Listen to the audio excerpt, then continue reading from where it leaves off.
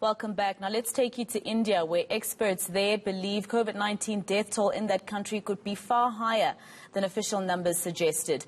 One study estimates that between 1.8 million to 2.4 million people in India have died from the virus. Earlier this year, the country was devastated by a second COVID-19 wave.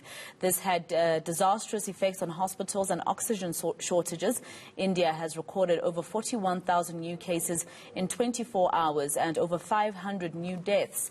Let's discuss this now with Prasad Kunduri, a former Tribune India editor. Thank you very much for joining us, sir. Now, hearing from these experts suggesting that the death toll in India might be far higher than what officials are saying, what's your opinion with that? Good morning to all the viewers. Well, the question is, these reports have been coming intermittently. Many publications, including some foreign publications, have had these figures which range from huge numbers from left to right if the swing goes up. And some of the numbers that you just mentioned were part of it. I would like to draw attention to two things here.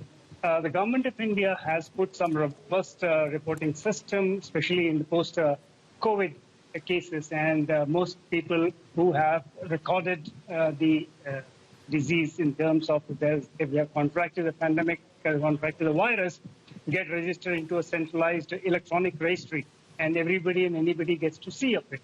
Now, the question is, people are talking of in terms of deaths which may have been more. Is there underreporting?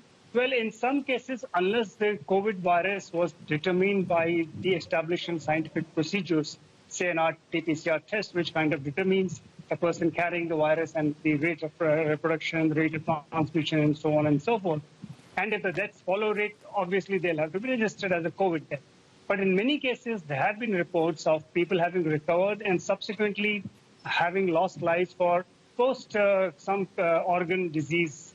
But now one doesn't know scientifically, only a medical community would be able to tell whether these are actually linked to complications following COVID or leading from COVID. So these are nitty-gritties for which I don't think I'll be in a position to answer.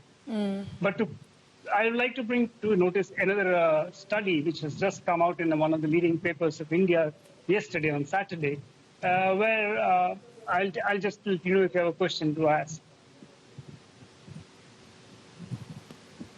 All right. So just tell us a little bit. I know that some areas in India, COVID-19 regulations or lockdown regulations, rather, have been eased. How are things going? I mean, 41,157 new cases and 518 new deaths in just 24 hours. But the relaxation of those regulations, is this advisable? See, let me put it this way. Not everybody, every state, every district is relaxing. For instance, just as we speak, northeastern part of India has again reinforced curfew, the lockdown, because the rate of transmission, or they have found out that the numbers of patients are going up. So state governments have been very, very careful, especially remember after the second wave, everybody in India is very, very wary of the third wave.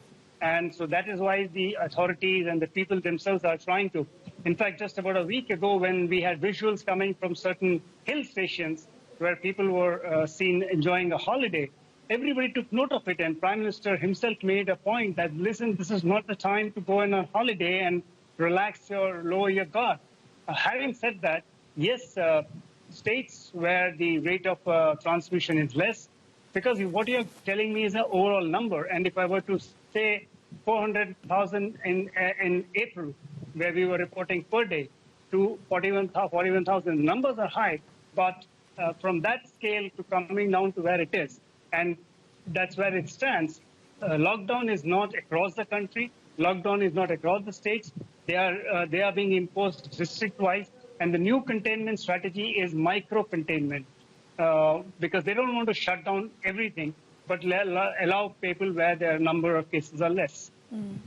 All right. Just lastly, in terms of what we saw around March, April, when you were experiencing the second wave and there was shortage of beds and oxygen, etc., paint for us, please, how the picture is looking in India today.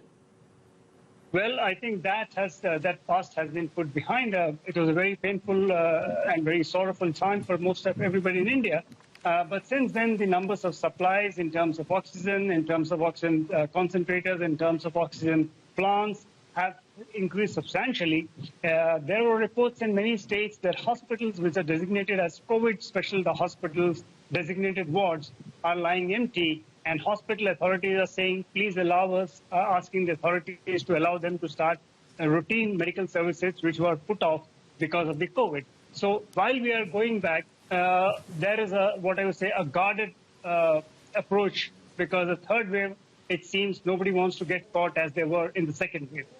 All right, Liz, thank you for your time. That is, of course, former Tribune India editor Prasad Kunduri speaking to us there.